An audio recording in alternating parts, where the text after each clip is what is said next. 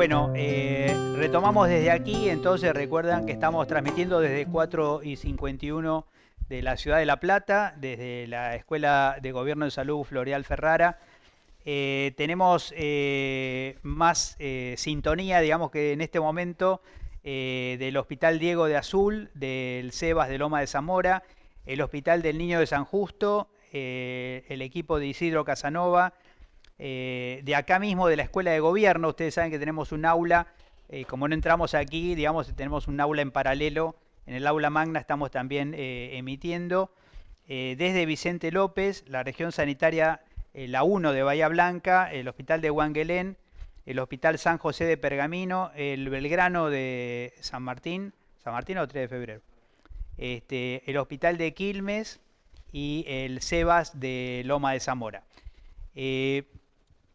Bueno, retomando un poco, ustedes ven que las preguntas son un poquito conectadas unas con otras, digamos, y nos hacíamos un poco la pregunta sobre, digamos, por dónde empezar, digamos, un proceso de calidad que incluya, digamos, esta escucha alerta a las necesidades de nuestra población, de la gente que se atiende en los servicios de salud. Y bueno, le transmitíamos un poco esta inquietud a Nicolás como para pensar en voz alta, digamos, de qué manera podemos ir haciéndonos como una secuencia para la mejora de la calidad de los servicios, ¿no? Sí, yo creo que tenemos una situación que venimos acumulando, una crisis del servicio del sistema de salud público específicamente, que nos marca en enormes necesidades en casi todos los aspectos, ¿no? Entonces, ¿cómo priorizar sobre alguno de ellos en épocas donde hay una escasez económica, producto de 4 años de neoliberalismo muy fuerte? Bueno, y se pone un poco difícil tomar decisiones de una manera normativa, digamos, ¿no? Nosotros trabajamos habitualmente esta idea de que las decisiones que uno quiere tomar tiene que tomarlas situadas en un contexto particular, en relación a un tiempo. Entonces, eh, uno haría rápidamente una diferencia respecto a cómo planteó la gestión anterior, ¿no? La gestión anterior planteó la idea de el problema que tenemos son las guardias y las emergencias. Entonces, pusieron guardias y emergencias en todos lados. Bueno, quizás no era en todos lados el problema más importante de las guardias y las emergencias. Y uno puede citar el ejemplo absurdo o de alguna manera quizás criminal de un hospital cerrado como Loña Tibia, producto de un incendio, con una guardia que se terminaba de hacer y se inauguraba, digamos, ¿no? Si tengo una guardia en un lugar donde no hay un hospital detrás. Eso es esta lógica como muy normativa, eh, puesta en todos lados. Cuando uno habla de calidad, habla en términos muy clásicos, de la adecuación del uso de los recursos según las necesidades y la pertinencia, ¿no? Y en eso, por ejemplo, vemos que se inaugura un resonador, o que se instala un resonador que vamos a inaugurar ahora nosotros porque le faltaba parte de la obra y pagarla, en el Hospital Fiorito, pero el servicio de neurocirugía está en el Presidente Perón, en Avellaneda. Entonces, digo, es muy difícil tomar decisiones que no sean en función de cuáles son los roles que cada equipo de salud, que cada hospital, que cada centro, que la red va a tener en función de las necesidades de la comunidad, de la población de toda la provincia de Buenos Aires y después en cada uno de los lugares, particularmente de quienes acuden a ese servicio de salud. Entonces, lo que nosotros estamos propiciando y estamos haciendo un trabajo particular que es ir a cada designación de directores de hospitales y hablar con el director de hospitales y después hablarle a toda la comunidad hospitalaria y contarle el proyecto que tenemos de salud para la provincia de Buenos Aires y escuchar lo que tienen para decir también. Porque de alguna manera tenemos que empezar a transitar un camino en el que los propios equipos de salud y la comunidad puedan plantear qué necesidades tienen para trabajar priorizando esas áreas, esas ideas. Pero sobre todo hay una cosa que recién charlábamos nosotros, que es por ahí la población, una persona va a un centro, a un hospital, y antes de llegar a la consulta tiene un tiempo de un maltrato muy grande en el cual tiene que hacer colas paradas, que nadie le habla, que no sabe si va a llegar al final de la cola y va a haber turno efectivamente, o quizás ya se acabaron y se entera 3 o 4 horas después de haber estado parado ahí, ya no había turno hace mucho tiempo.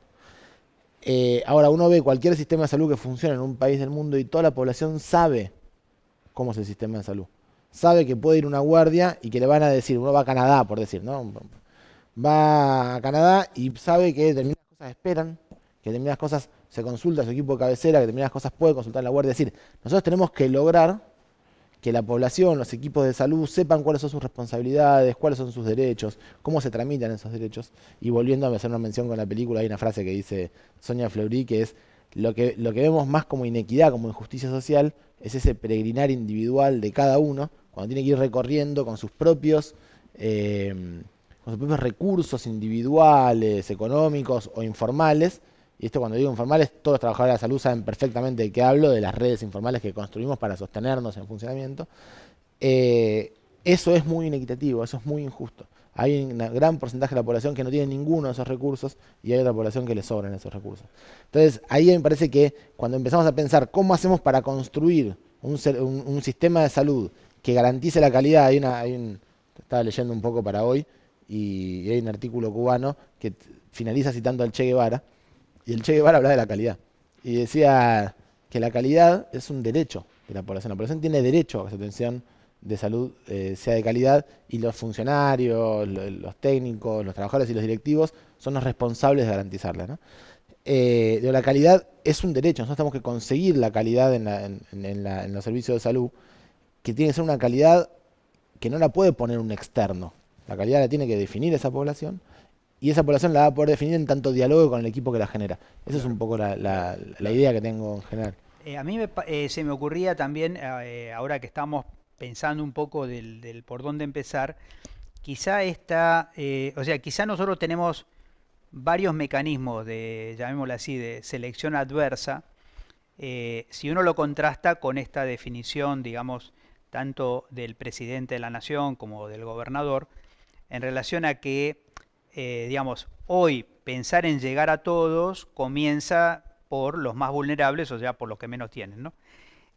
Cuando uno piensa, digamos, los sistemas naturales de organización de las prioridades en los hospitales, resulta, por ejemplo, que la demanda espontánea tiene privilegios respecto a los pacientes referidos por los centros de salud, ¿no? O que mismo la inversión en las guardias, que es muy lustrosa, digamos, da brillo, tiene que ver también con que los sectores medios lo único que usan de los hospitales son las guardias, digamos, ¿no? Entonces, uno invierte en la cara del hospital. Nosotros hemos tenido, vamos a hablar no voy a hablar de otra jurisdicción donde se juntan privilegios, pero hemos visto hospitales donde toda la inversión era mejorar la guardia, digamos, como única intervención.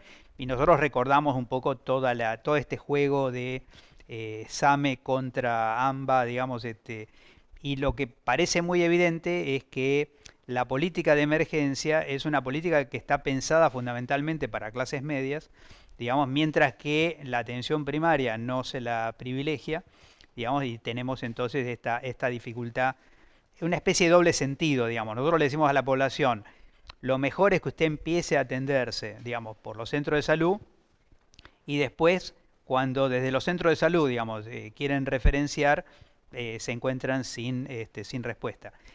Quizá en ese sentido, y volviendo a lo que habíamos dicho antes, digamos, hay muchas cosas que se pueden hacer incluso como sin recursos, ¿no? Entonces, por ejemplo, privilegiar la demanda de los centros de salud y que esa demanda de los centros de salud sea considerada como interconsulta más que como consulta, digamos, es algo que a los hospitales no le cuesta nada modificar, ¿verdad? No, sin duda. Lo que tiene que hacer es animarse a ceder el poder a que la agenda de los turnos, la agenda de la organización del flujo de los pacientes, ya no la definan los propios servicios y lo definan el sistema, la red, especialmente el primer nivel, que son quienes conocen a la población, quienes pueden tomar una decisión respecto de cuándo es necesario hacer seguimiento y cuándo ya ahora es preciso una tecnología o una consulta con un especialista mayor. Ahora, el hospital, para poder llegar a tomar una definición así, primero tiene que haber gobernanza dentro del hospital, tiene que haber algún hospital que sea una institución, porque nosotros tenemos tradicionalmente los hospitales que son unos feudos, donde cada servicio de salud tiene sus propios jefes, sus propias lógicas, y el director, digamos, se tiene que encargar de que haya insumos, y si no, tiene problemas. Y no tiene otro rol respecto a la organización. Entonces, nos debemos muchas discusiones hacia adentro de los hospitales. Tenemos hospitales que tienen la mayoría, una lógica de funcionamiento del siglo XIX. ¿No? Y hablar de cuidados progresivos en un hospital, hablar de cuidados en un hospital, Y hablar de cuidados progresivos en un hospital no es una cosa moderna. Es una cosa que ya tiene muchísimos años. Ya, bueno, vamos a hablar de Nightingale y de la lógica de los cuidados en los hospitales. Supongo que va a ser parte de la agenda de este año de formación. Pero digo, eso hace muchísimos años que está, que se sabe que prioriza la capacidad de tomar decisiones en función de estrategias comunes. Pero lo más defensivo es que cada servicio se defienda de la invasión de otros servicios, de otras lógicas.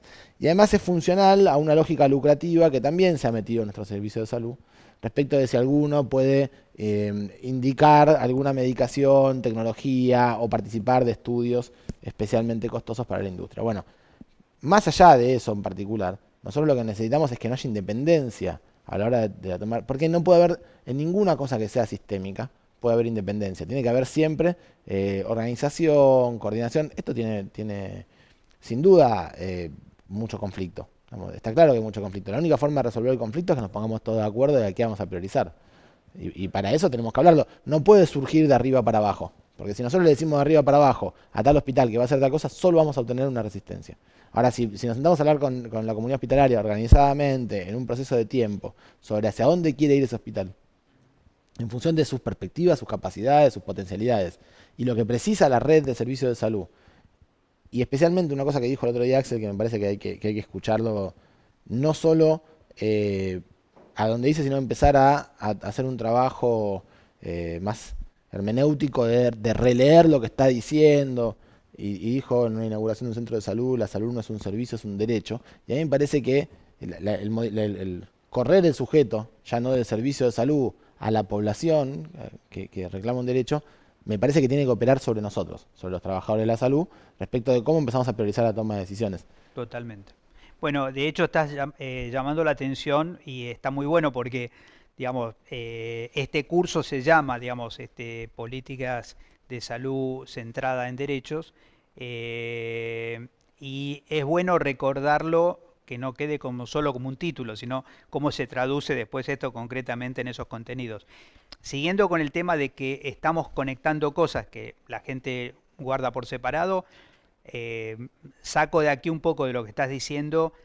Primero que entonces la calidad hay que pensarla más que servicio por servicio, hay que pensar la calidad de la red y calidad también de la organización hospitalaria como un todo, a donde también puede aplicarse el concepto de redes como intranet, o Claro. sea, como digamos, la red con los centros de salud puede ser un internet, pero hay un intranet que es que tampoco está en red, digamos, la estructura propia del hospital. Así que si uno necesita más de un servicio cuando va a un hospital, cada servicio es como empezar de vuelta, porque digamos, tampoco hay la suficiente conexión adentro en esta lógica. Y cuando hablaba de feudos, siguiendo con las conexiones, nos toca a nosotros también un tema que de paso en este espacio es bueno compartirlo, que es el tema de que luego todo esto se reproduce también en el sistema de formación, por ejemplo, con las residencias. De tal manera que poner en red, decíamos un poco en broma, la redsidencia, digamos, poner en red a los residentes también es muy difícil si el modelo hospitalario está pensado de esa manera. Vos has trabajado muy intensamente en el tema de educación médica, residencias, digamos, de tu experiencia hospitalaria. ¿De qué manera esta idea de calidad también llega a la conexión con la formación de residentes, por ejemplo? Bueno, de vuelta lo mismo. Hay un trabajo, estuve leyendo, respecto de la calidad, y una de las conclusiones principales es una etnografía, y una de las conclusiones particulares, especiales, es que habla de la participación como uno de los elementos esenciales para garantizar calidad. Nosotros tenemos la lógica muy vertical de los servicios de salud, especialmente los médicos, no importa quién es el residente no es un sujeto, prácticamente es un elemento más o menos vivo que reproduce con una forma de trabajo, quizás en general de explotación, siempre lo mismo. Los residentes hacen sistemáticas de trabajo. Yo soy clínico, los clínicos tenemos una lógica de trabajo muy dura. Hacemos sistemáticas. Entonces, uno no, siempre tiene que responder según las sistemáticas a las situaciones que suceden. Entonces, no hay sujeto entre los residentes. Entonces, la calidad va a ser siempre la misma. insisto con esto que decíamos antes, la calidad es algo que tiene que estar adecuado en tiempo y en espacio. Entonces no podemos tener una calidad, por mejores que sean las sistemáticas o por mejores que sean los médicos que forman a estos residentes, que garantice calidad si no hay sujetos activos individuales y colectivos, la residencia como un sujeto, que toma decisiones en función de sus intereses. Y tenemos, lamentablemente, la costumbre de que la residencia solo aparece como un sujeto cuando tiene que reclamar algunos aspectos de sus derechos laborales. Que por supuesto es sano que lo hagan porque es un espasmo de vida, pero además de eso, tenemos que sentarnos a discutir otras cosas, ¿no? Y es lo que habitualmente nos sucede a todos cuando trabajamos incluso con sindicatos. Bueno, no solamente discutamos esta parte, que es la laboral, que está muy bien, discutamos qué queremos hacer con nuestro trabajo. Entonces, con los residentes sucede esto mismo. Tenemos una reproducción tan rígida que pareciera que nada se puede cambiar. Bueno, para mí la única forma de empezar a cambiar eso es que haya intervenciones externas, que haya articulación con otros servicios, otros lugares, que estamos pensando en empezar a poner lógicas de cuidado dentro de los servicios de atención, para que empecemos a aprender con una característica distinta. Bueno, no vamos a curar, no vamos a aplicar tecnologías, vamos a acompañar y hacer mejor este proceso de vida de las personas. Quizás algunos de estos aspectos que tenemos que tener la autoridad para poder lograrlo, puedan empezar a generar algunos movimientos en los equipos de residencias que reclamen residencias más dinámicas. Tenemos que formar residencias específicas para las necesidades que tenemos en este momento y que pueden que no sean residencias para toda la vida, pero tienen que ser residencias para funciones específicas que el sistema de salud reclama. Está claro que el sistema de salud, la comunidad, son estructuras dinámicas que no pueden responderse con la misma respuesta que tenemos hace 100 años. Claro. Entonces, Ahí habría algo, digamos, interesante. Primero, digamos, nosotros sabemos la educación, hay modelos educativos son muy clonadores, digamos, y uno dice, bueno, usted fórmese copiando estas prácticas, digamos, ¿no? claro. Obviamente, otra forma de formarse es tomando una distancia para observar esas prácticas y poder, digamos, ser propositivo de cómo mejoran. Esto nos lleva quizá a una, digamos, una cierta herejía que vale la pena decirlo. A veces parece que la calidad está por fuera del protocolo.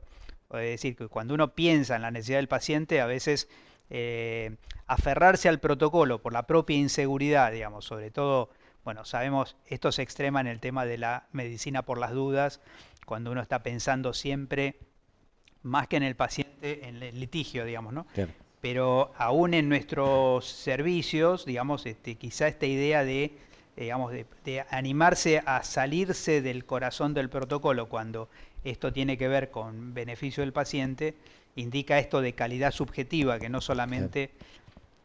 También nos ha parecido, esto no es contra los protocolos, pero la verdad es que en términos formativos, lo que hemos visto es que es mucho más formativo participar en diseñar protocolos que seguirlos acríticamente, digamos, ¿no? Como mecanismo de formación.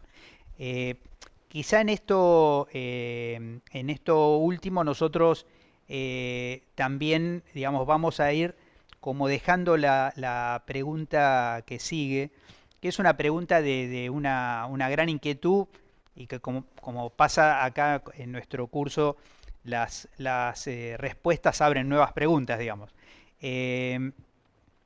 El sistema de salud provincial está organizado con una transferencia, si se quiere, histórica, hasta un poquito por default, digamos, de una parte sustantiva de la atención de la salud en los municipios. Al punto de que, si bien tenemos más camas provinciales que municipales, tenemos más hospitales municipales que provinciales. Todo el desarrollo de la atención primaria a la salud ha sido, digamos así, ha proliferado. Quizá valoramos esa proliferación ahora porque quizá volver a reunir puede tener que ver también con sistematizar las mejores prácticas que distintos municipios han sido capaces de explorar, pero también los énfasis de un municipio puede ser que se orientan mucho a esto y abandonan esto otro, y la política pública tiene que tomar todas las dimensiones.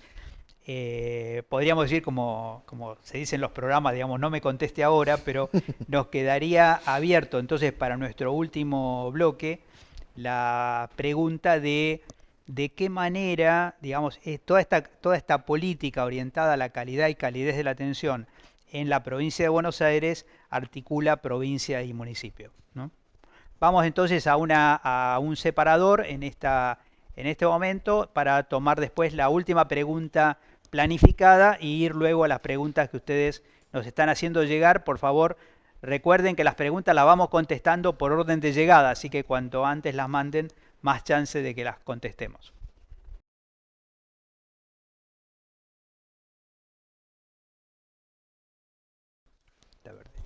Bueno, retomamos aquí. Quiero también extender nuestro afectuoso saludo acá compartiendo con Nicolás Kreplak, subsecretario de Atención y Cuidado de la Salud de la población, digamos. Saludamos al Centro de Salud Comunitario de Florencio Varela, al CAPS Fonavi de Saliqueló, a los compañeros que nos están siguiendo desde Morón, a la región sanitaria Quinta, al SIC Caligaro de 9 de julio. Y ya estamos recibiendo, tengo aquí en mi mano preguntas, así que digamos, si ustedes quieren entrar en el último bloque, recuerden que estamos recibiendo ya preguntas a través fundamentalmente de nuestro mail.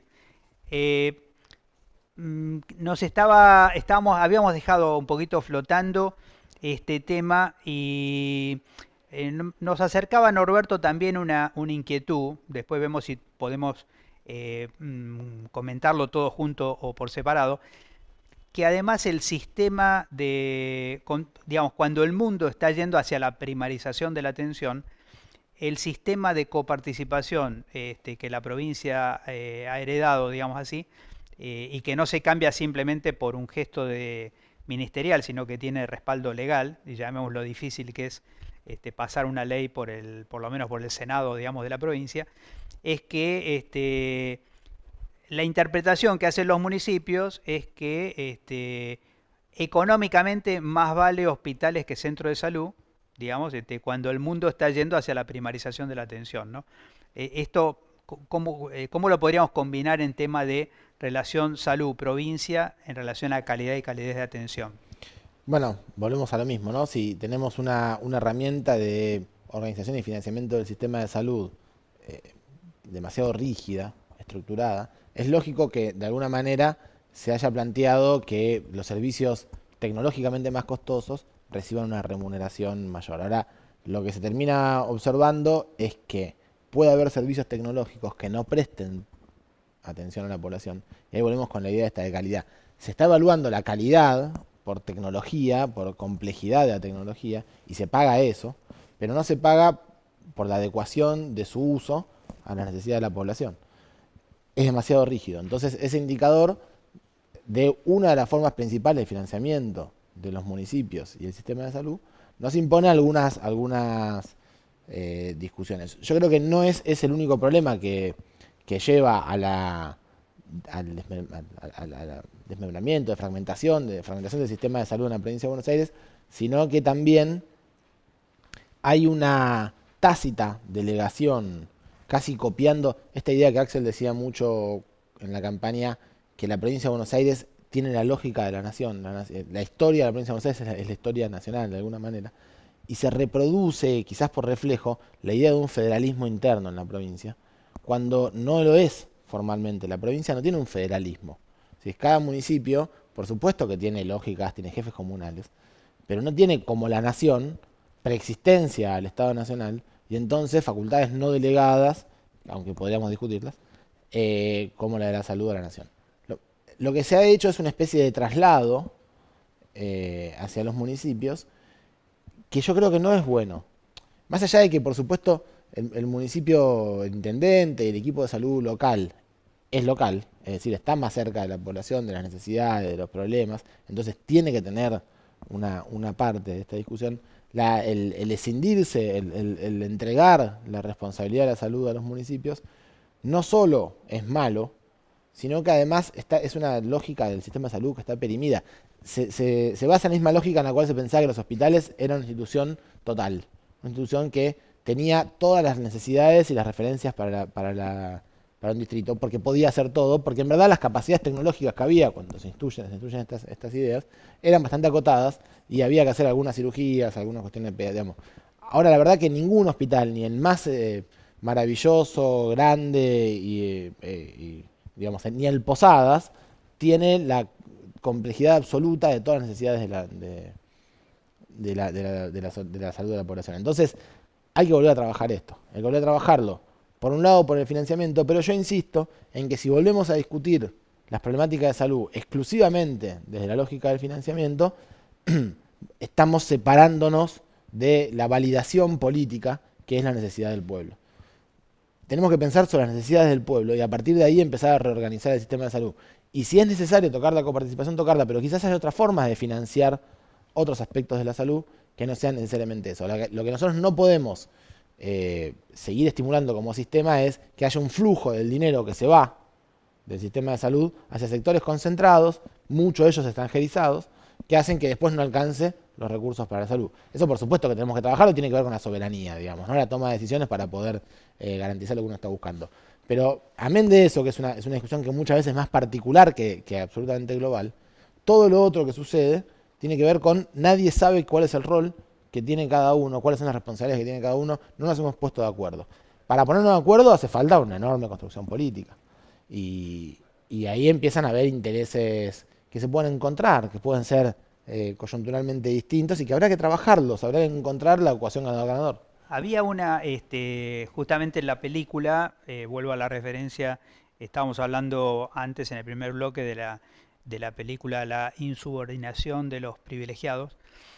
Hay referencias bastante explícitas, digamos, al sistema de salud de Brasil y quizá nosotros pensamos con una especie de contraste, esto puede ser una caricatura excesiva, pero digamos, mientras el sistema de la provincia de Buenos Aires lleva una especie de municipalización por default, digamos, sin además transformaciones legales que, por ejemplo, que lo sustenten en la Constitución, porque la Constitución le da a la provincia, digamos, la responsabilidad central de la salud de la población y en ningún lado dice que puede delegarla, digamos. En el caso de Brasil, todo el proceso de municipalización planificada, digamos, se basa en una enorme red de acuerdos, convenios, que ellos llaman pactuación, digamos. Podríamos pensar que por ahí, porque digamos, entre las cosas que nosotros hemos comentado y cuando estuvo acá Daniel Goyán, digamos, el ministro nos decía, nos empezaba a contar eso, en ese momento ya iba algo así como con 20 intendentes conversando, el viernes pasado nos hablaba de 51, son 135 en la provincia, digamos, entonces la tarea es muy, muy larga, pero me parece que hay algo, más allá de que cada conversación quede plasmada en un acta o en un acuerdo, me parece que rescatamos el valor de la palabra, porque en definitiva se está conversando con todos los intendentes de todos los signos políticos de la provincia, ¿verdad? Claro. Y empieza por ahí, empieza por dos cosas. Uno, de tener un diálogo, porque esto es consensos, acuerdos, escuchar al otro, si no decimos una cosa y ejecutamos otra. Y además también trasladar, nosotros lo que queremos es, respecto de los hospitales, y hablamos mucho de los hospitales porque uno no puede negar la realidad, a uno le gustaría pensar en los servicios de salud como algo mucho menos estructurado y con paredes mucho menos rígidas, entonces que los hospitales sean ocasionalmente una cosa, ocasionalmente otra, pero son la institución madre del sistema de salud en nuestro país y en gran parte del mundo. Entonces, cuando nosotros vemos los hospitales en la provincia, básicamente uno ve instituciones que trascienden la política, el tiempo, los acuerdos, digamos, siempre una lógica parecida. Si son tiempos más neoliberales habrá más ajustes, si son tiempos más desarrollistas, progresistas, habrá un poco más de esfuerzo de inversión, pero la institución, la lógica, el sentido es prácticamente autista de lo que sucede alrededor. Nosotros tenemos un Ministerio de Salud que también puede reproducir la lógica autista de los servicios efectores. Puede planificar las lógicas de las políticas sanitarias sin escuchar a los servicios de salud. Y también es parte de la tradición argentina, digamos, ¿no? Tenemos Ministerio de Salud que plantean normativamente lo que quieren hacer, dicen que lo van a hacer así, ponen recursos y fuerzan la realidad que se adapta a lo que ellos quieren que suceda. Bueno, tenemos la responsabilidad entonces, no solo de escuchar a los intendentes y tantear y percibir el clima de las necesidades en cada uno de los territorios, sino también de que el ministerio se transforme en una fuerza viva, móvil, capaz de apropiarse de las necesidades y adaptarlas para políticas públicas y ejecutar a sus principales actores en esto, que son los hospitales, pero podemos decir también los centros de salud, como formas de efectuar las políticas sanitarias. No formas de efectuar la atención individual de un profesional con una persona que tiene un requerimiento de una manera totalmente escindida de cuáles son las políticas sanitarias. Entonces, tenemos que territorializar mucho más la llegada del Ministerio de Salud. Por eso empezamos con estos encuentros regionales de salud en cada una de las regiones sanitarias una vez por mes. El mes que viene tenemos, además de eso, el primer Consejo Provincial de Salud. Con la idea de, bueno, escuchémonos todos, empecemos a escucharnos todos, empecemos a construir los puentes, empecemos a ver quién tiene una demanda, una necesidad y qué parte del equipo del ministerio puede trabajar en construir algún acuerdo que avance en esa necesidad. Y en esos consejos tienen que participar no solo los secretarios de salud y el ministerio, sino también los directores de hospitales. Claro.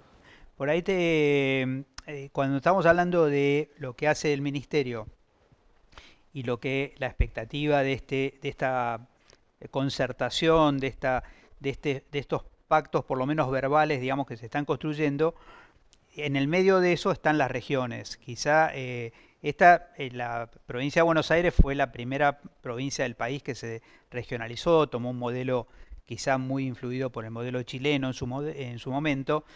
Digamos, siglo XXI, una nueva gestión. ¿Cuál es la expectativa del rol de las regiones, digamos, en esta tarea? Bueno, básicamente tiene que haber parte del Ministerio de Salud en los territorios y decimos, y no solo los hospitales, porque los hospitales van a tender a reproducir esta lógica, digamos. Esto va a costar mucho tiempo de trabajo. Y las regiones tienen, por naturaleza y por no tienen la responsabilidad de atención de la población, tienen entonces el rol mucho más de político sanitario, digamos. Poder interactuar con los secretarios de salud, con los hospitales, empezar a ver cuáles son las necesidades. Y nosotros tenemos que recorrer las regiones sanitarias continuamente, digamos, el ministerio tiene que estar continuamente. Es decir, que son efectivamente el ministerio en los territorios. Claro, claro. Cuando uno parece natural que estamos hablando de municipio y estamos hablando de servicios provinciales de salud, que es generalmente el tejido que tiene que armar la región, es un poco esa relación. En referencia al momento original que se organizó la provincia, hoy, por ejemplo, también tenemos 12 universidades públicas en el territorio. Sería también ahí, digamos, vemos como una posibilidad también de incorporar las universidades en la construcción de calidad y en la construcción de región. Tal cual.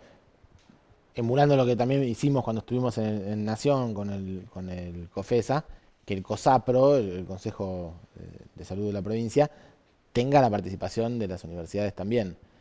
Porque un poco lo que decíamos recién con respecto a las residencias y la formación, hay actores centrales que no son los que tienen la responsabilidad de atención del sistema, sino que tienen una responsabilidad de la formación, de la investigación, del análisis, de la evaluación, de generar una duda. Y tenemos universidades que, como vos siempre decís, rompieron el techo de cristal de poder poner medicina por fuera de las grandes capitales.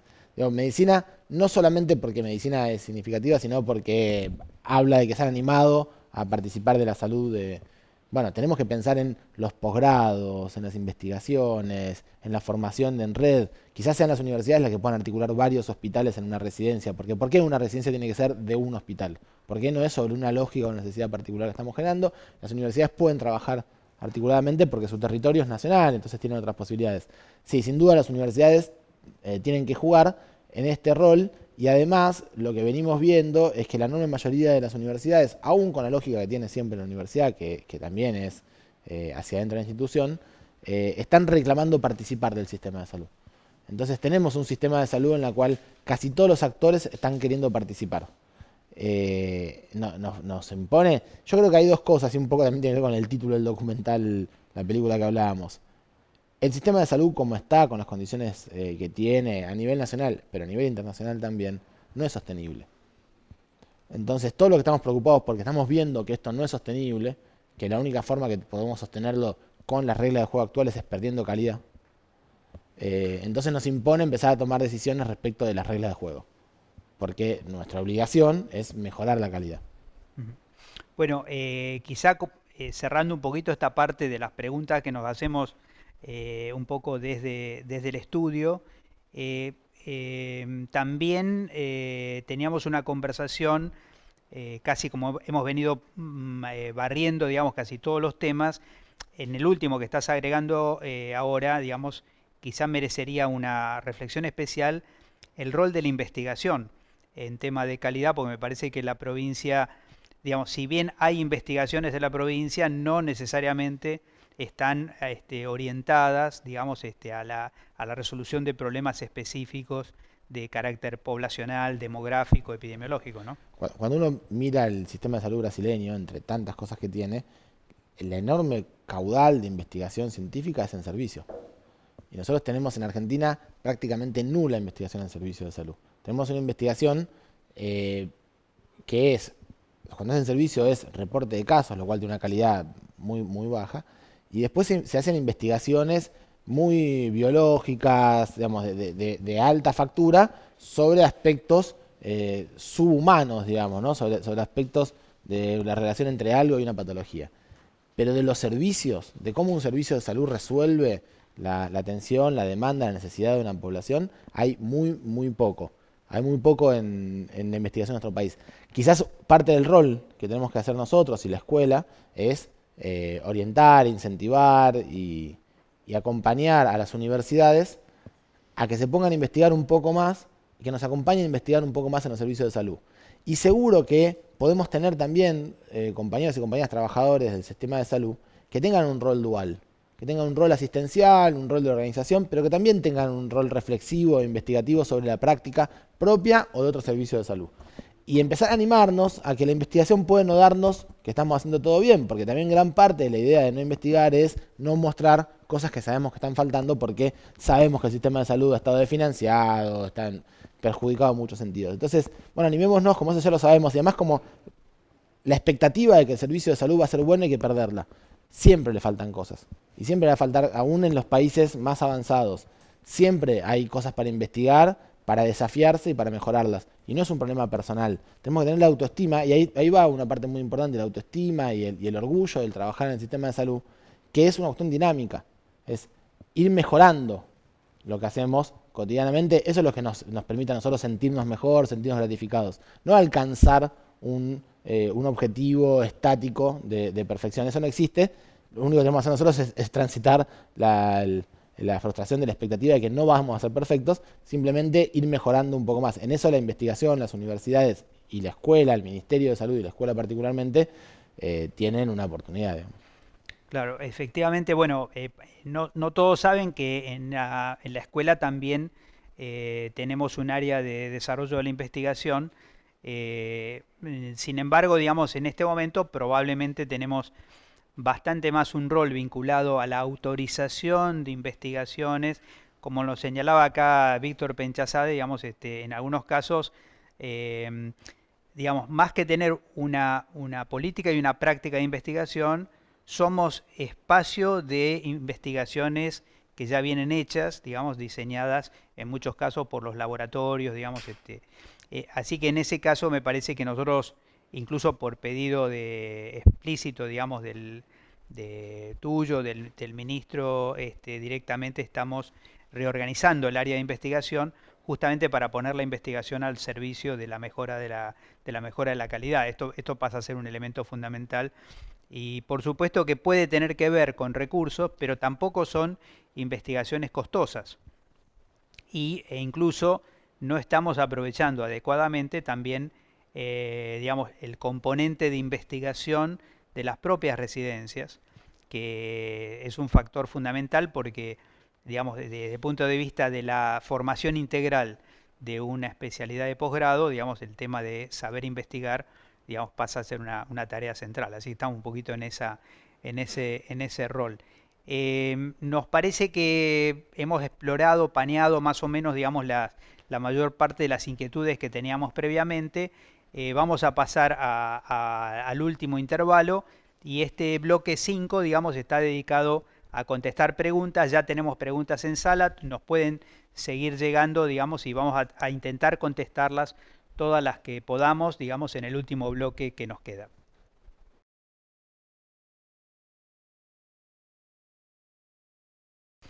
Bueno, retomamos desde aquí entonces nuestro último bloque, digamos, justamente vinculado a la idea de calidad y calidez de la atención como una reforma que acerque, digamos, los servicios de salud a la población, donde la población participe, sea, digamos, interlocutor de nuestro servicio de salud.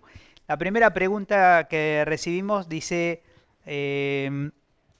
¿no se puede medir la calidad de atención también de acuerdo a la cantidad de eventos que sufre el paciente por la misma patología? Esto me hace acordar un poco los compañeros que estamos acá que venimos de la pediatría, digamos, en el tema de las reinternaciones. Y entonces dice, si sirve para medir la calidad, en cierta manera, el tema de medir los reingresos al sistema infinidad de veces de un paciente, ¿no? Sí. En el sistema de salud británico se plantea la calidad como la adecuación del qué, a cuánto y a quiénes, ¿no? La adecuación de esas prácticas. Pero la última frase de la definición de calidad del sistema es y hacerlo bien la primera vez. Porque también es un elemento que se tiene que poner en la lógica, ¿no? Bueno, nos puede pasar muchas veces que se llega a algo que está bien, pero quizás estuvo peregrinando demasiado el paciente dando vueltas en esto. Sí, sin embargo, a veces no depende de la calidad, sino de problemas mucho más complejos, que hacen que haya que volver y volver y volver. Entonces, a mí lo que me parece complejo es normatizar esto y decir, siempre la vuelta, el reingreso, la reconsulta es motivo de falta de calidad. Muchas veces se trata de motivo de una situación más compleja, que tiene otros intermediarios, que tiene determinantes sociales, que tiene condiciones biológicas, genéticas particulares, etc. Sirve genéricamente, pero insistimos en la adecuación de cada una de estas decisiones. Para cada caso concreto. Por supuesto que sí tiene que ver para nosotros en nuestra concepción de determinantes el tema de, quizá agregaríamos a esta contestación el tema de la importancia del trabajo interdisciplinario en los servicios de salud, porque a veces alguna de las reingresos o reinternaciones se pueden prevenir con saberes que no necesariamente son los saberes médicos, digamos. Entonces, que en ese sentido, vuelvo al caso de la pediatría, digamos, del trabajo en equipo con trabajo social, por ejemplo, con el servicio de psicopatología, digamos, puede ayudarnos enormemente. Nosotros, por ejemplo, vemos problemas de vínculo que a veces no aparecen en el cuadro clínico, pero que uno, digamos, sirve para anticiparse de que hay un problema de vínculo que va a traer aparejado otras reinternaciones o otros problemas, ¿no?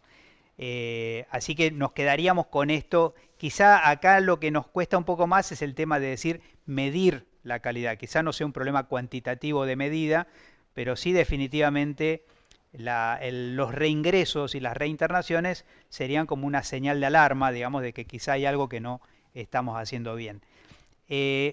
La segunda pregunta nos dice, ¿qué propuestas pueden generarse para abordar las vivencias estresantes, traumáticas, a las que estamos expuestas les trabajadores de la salud, para no solo pensar y ofrecer técnicas? Nos dicen del CAPS de la Madrid. Bueno, lo primero es que tenemos que tener un espacio en el tiempo de trabajo que nos permita otra cosa. No sé si me parece que tenemos... perfecto, perfecto. Seguimos entonces adelante con la pregunta. Perdón, nos parecía que nos habíamos quedado sin micrófono. No, me parece que tenemos que instituir un tiempo en el proceso de trabajo que no sea solo asistencial, solo de atención, sino que tiene que haber un tiempo donde el servicio de salud rediscute qué estrategias tiene que tener para su trabajo. Esto tenemos varias experiencias al respecto de los equipos, sobre todo en trabajo territorial, que es muy interesante. Finalizada la práctica, hacer un espacio de reflexión y y de volver a pensar cómo abordamos al día siguiente el problema. Me parece que si se institucionaliza un espacio de escucha, que no sea un espacio de escucha de trabajo grupal, digamos, entre trabajadores, que no sea un espacio es una hora menos de trabajo, sino instituido y con objetivos, digamos, podemos llegar a plantear estrategias para resolver dos cosas necesarias. Una, situaciones estresantes que podamos tener, y otras, y esto lo tenemos todo bastante claro, la situación estresante es netamente subjetiva. ¿Por qué se torna estresante una situación laboral? Depende muchísimo de la sensación de soledad, de inseguridad, esto que el burnout tan claramente plantea y tan que uno se frustra o se desnaturaliza en su propia concepción y no logra reconocerse a sí mismo en la lógica de su práctica. Eso es una de las formas que cualquier experiencia se termina tornando, o cualquier no, pero experiencias que pueden ser más intensas que otras se terminan tornando en experiencias estresantes o traumáticas. Y esto, digo, las hay objetivamente y se pueden resolver trabajándolas con espacios para construir estos dispositivos, que yo creo que no tienen que ser dispositivos que se impongan, sino que surjan de este trabajo, y que tiene que haber actores del servicio de salud que puedan venir a cumplir un rol como ese, y tenemos experiencias con antropólogos, digamos, que trabajan con otra lógica dentro del equipo de salud, pero también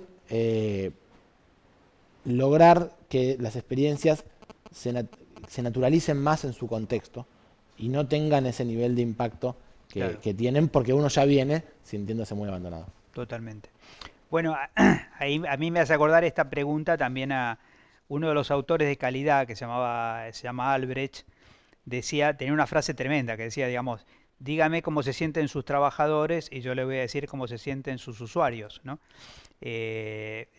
Digamos, si el clima de trabajo se contagia, es preventivo trabajar el clima de trabajo, como digamos está un poco implícito en esta pregunta, y me parece que lo que le agregás a la reflexión es en realidad que el trabajo en equipo es per se una de las fórmulas para bajar el burnout, para bajar, porque la omnipotencia a veces de querer resolverlo todo o entrar en estado de queja, digamos, no es precisamente la forma de salir de este laberinto.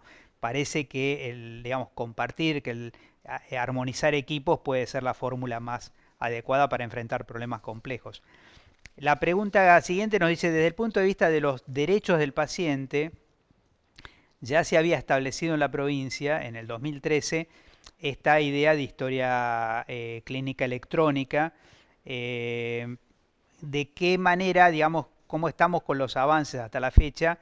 Y de qué manera yo conectaría, además, ampliaría esta pregunta diciendo cuánto aporta la historia clínica electrónica a la calidad de la atención, digamos, ¿no?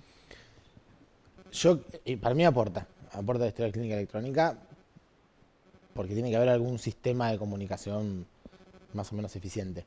Yo creo que hay una sobredimensión respecto de lo que la historia clínica puede dar como herramienta de organización del sistema.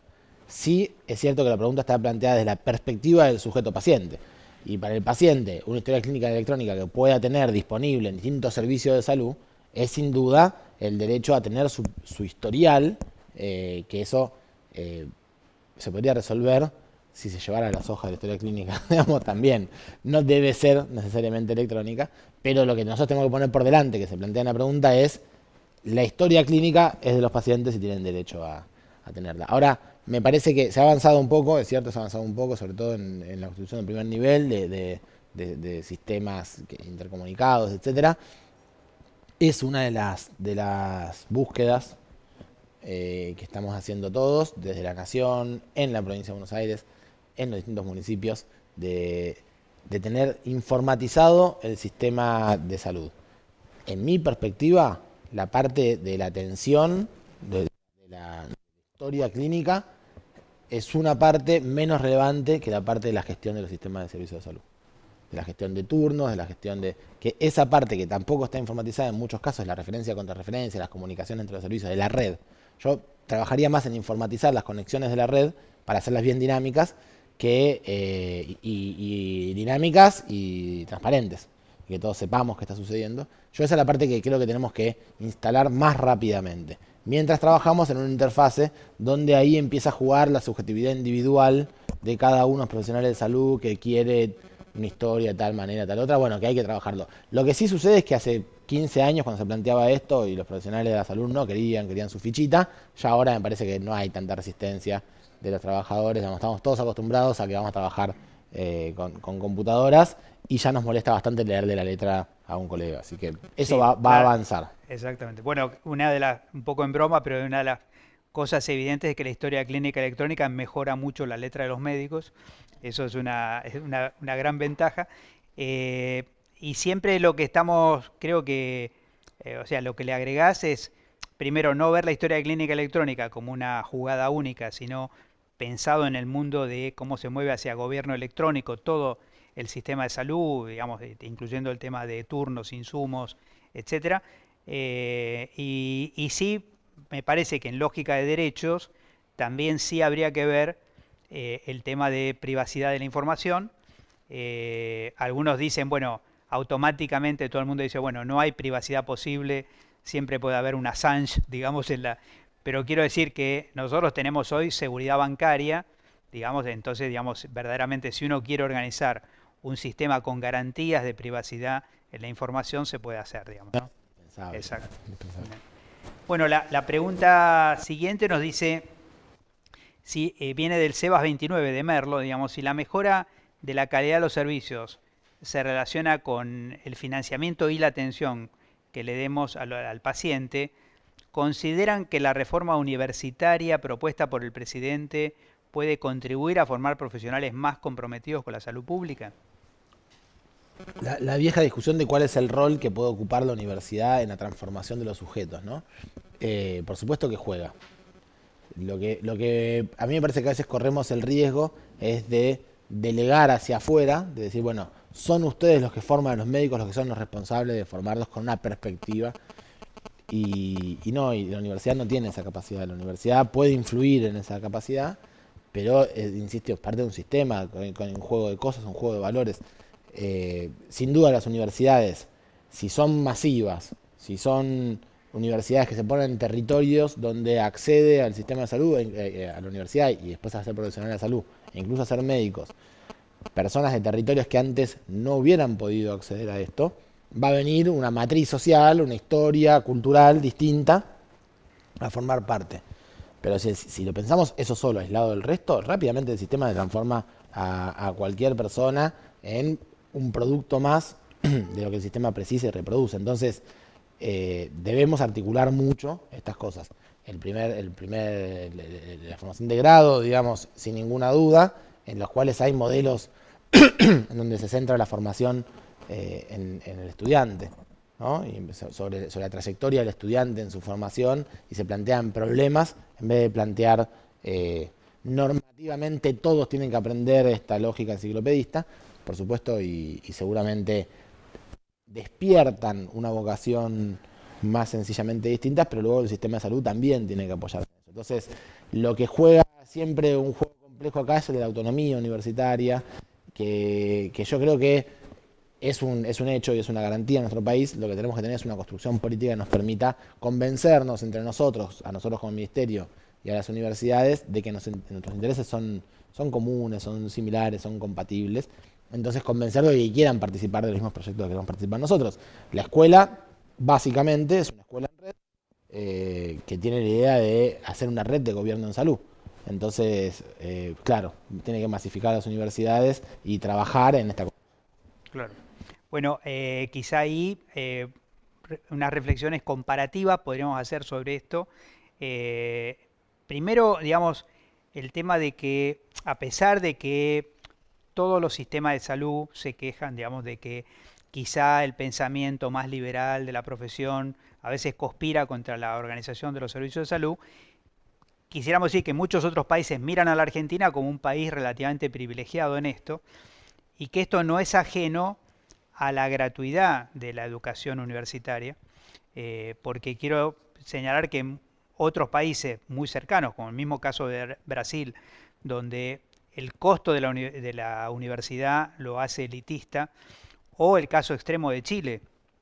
En Chile incluso prácticamente toda la atención primaria de la salud de Chile se sostiene sobre médicos extranjeros, porque digamos, ningún médico chileno, con todo lo que le ha costado la educación, quiere ir al primer nivel de atención.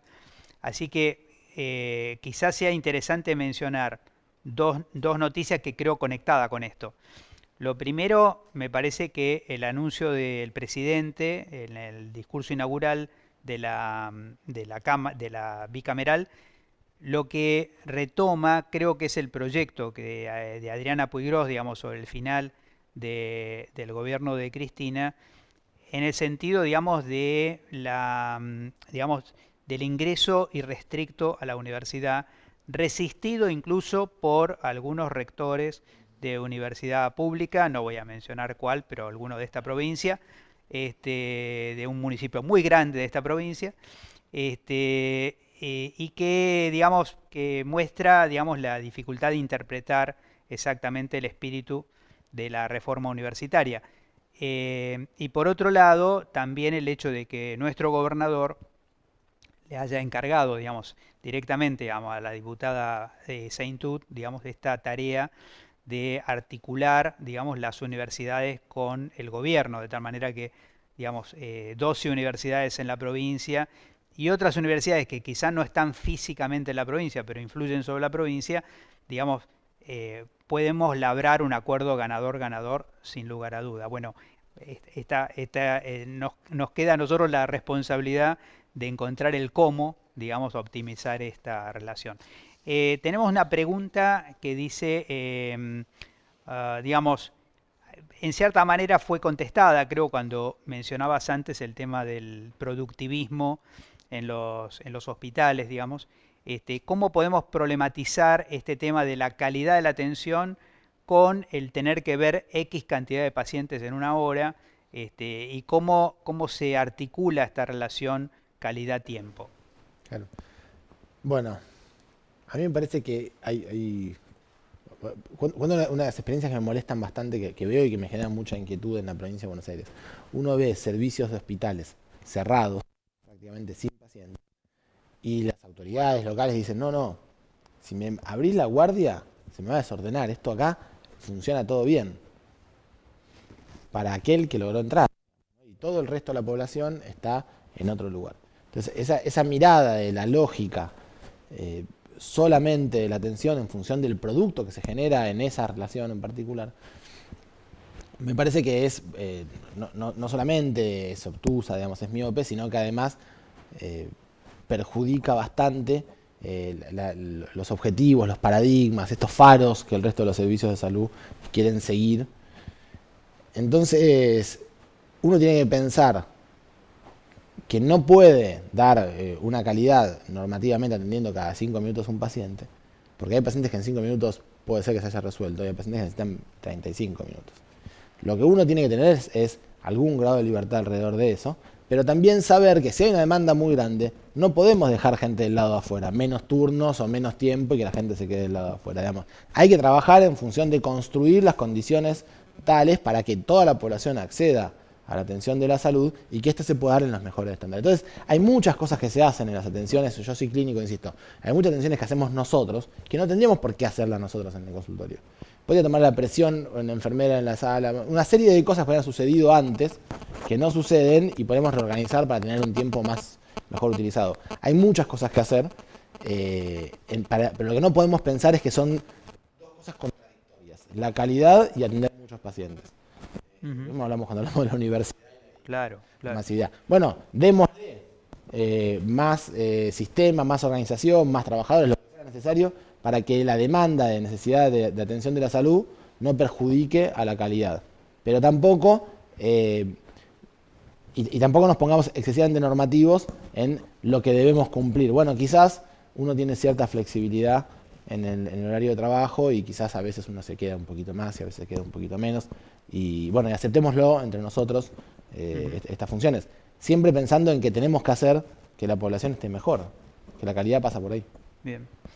O sea que, digamos, como lo conectaste con educación, digamos, definitivamente lo que no aceptaríamos es que gran escala y calidad necesariamente están reñidos, digamos. O sea que el tema, sí, quizá un productivismo vacío, digamos, que solo mida productividad por hora, digamos, claro.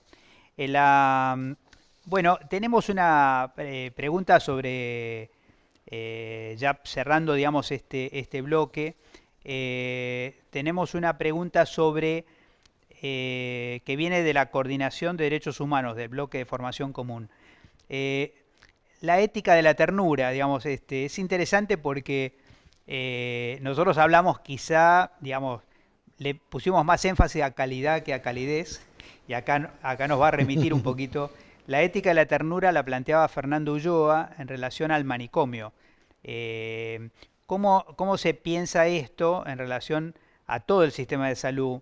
¿Qué cuestiones deberían cambiar eh, para exportar, podríamos decir así, la idea de la ternura de salud mental hacia el sistema de salud, ¿no? Sí, yo creo que hay unos de trabajo estaba leyendo, que era cubano, planteaba respecto de la ética de los trabajadores, los valores, como uno de los elementos centrales para poder garantizar calidad. A mí me parece que lo que le falta a esa perspectiva en pensar la ternura, llevándola, digamos, a una cuestión más humanitaria, a la empatía, a la capacidad de sentir una conexión con el otro, que es indispensable, aquellos que trabajamos en los servicios de salud, de lograr conectar, en que somos sujetos haciendo cosas. A mí me parece que hay una dimensión supraindividual que es indispensable para caracterizar esto. Digamos. No es el humanismo personal que uno pueda tener, sino cuáles son los valores que se ponen en juego en la institución.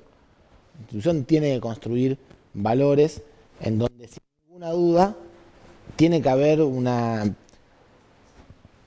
énfasis principal de, que cuando hablamos de maltrato de esas formas tan eh, escondidas, de un maltrato que se encuentra en la frialdad de la burocracia, las decisiones que no tienen por detrás una personalización de que hay gente que está pasando, sino que se estandariza demasiado, construye un nivel de maltrato que los resultados son diametralmente distintos. Entonces, cuando uno le agrega una idea de una subjetividad o de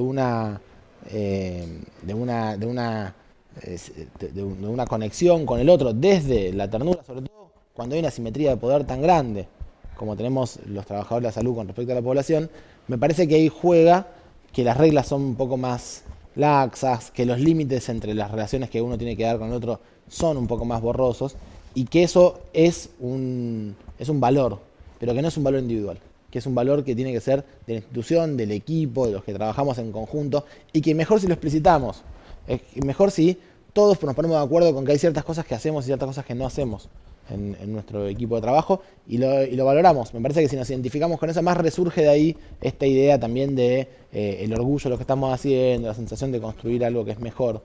Y insisto hay que empezar a poner un poquito más de cuidado en la atención.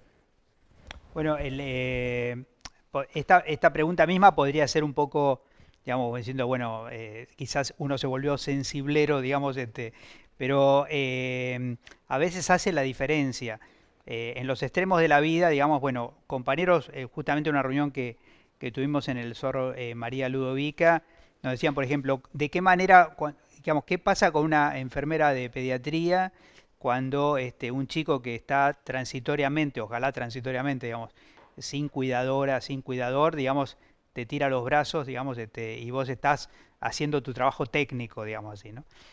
Y en el otro extremo de la vida, el tema de que cuando hablamos de las personas que están en el hospital, casi nunca pensamos en los familiares, y a veces, por no tener familiares, digamos, un paciente no come porque, digamos, simplemente le llevaron la comida, no puede comer solo, y no hay familiar, digamos, y después se la retiran ya fría, diciendo, no le gustó, digamos, ¿no?